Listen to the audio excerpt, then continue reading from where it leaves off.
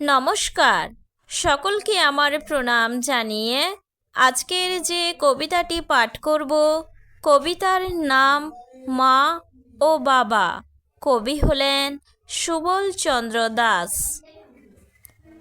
বাবা মোদের ছেড়ে গেছেন, বয়স ছিল 5। বাঁচার জন্য কাছেই ছিল বনের কাঠ মাছ। বনের কাঠ কাটতো মাতা, যেতাম আমি সাথে। বনের ফল খুঁজে খেতাম আমি নিজের হাতে। কঠোর শ্রমে ছায়ার মতো থাকতো মাতা পাশে।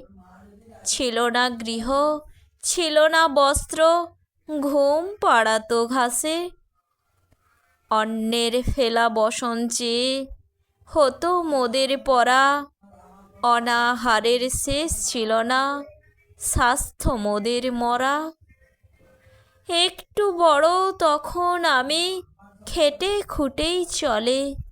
মাতার সেই করুণ দৃশ্য লোকে পাগল বলে।